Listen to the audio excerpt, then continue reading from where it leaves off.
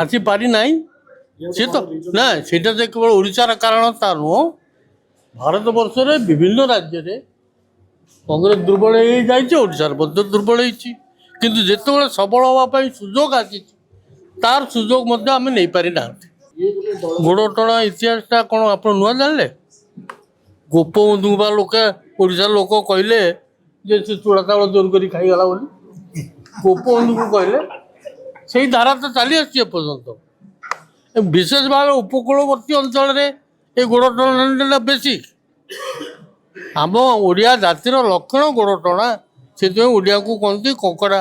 ଯେମିତି କହନ୍ତି ଓଡ଼ିଆ ତିନ୍ତିଲେ ଘର ଥାଆନ୍ତି, ଇଏ ତିନ୍ତିଲେ ମଧ୍ୟ ଆମେ ଓଡ଼ିଆ କହୁ ଓଡ଼ିଶା କଂଗ୍ରେସ ବାଲା ଘର ଥାଉ।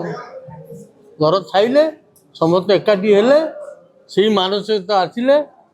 ସେଇଥିପାଇଁ ଏ ବହିଟି ମୋର ପୁରୁଣା ପିଢ଼ି ପାଇଁ ଲେଖା ହେଇନି, କି ଆଜିର ପିଢ଼ି ପାଇଁ ଲେଖା ହେଇନି, ଭବିଷ୍ୟତର ପିଢ଼ି ପାଇଁ ମୁଁ ଲେଖିଛି ଯେ ଆମେ ଯଦି ସତ୍ ପଥରେ ରହିବା, ଓଡ଼ିଶା ଗରିବ ନୁହଁ, ଆମେ ଓଡ଼ିଆ ଭଳିଆ ଗରିବ। କିନ୍ତୁ ଓଡ଼ିଶା ଗରିବ ହୋଇକି ରହିବାର କୌଣସି କାରଣ ନାହିଁ। ଆମେ ଯଥାର୍ଥ ପଦକ୍ଷେପ ନେଉନାହାନ୍ତି ବୋଲି ଆମେ ଓଡ଼ିଆମାନେ ଗରିବ ହୋଇକି ଅଛୁ।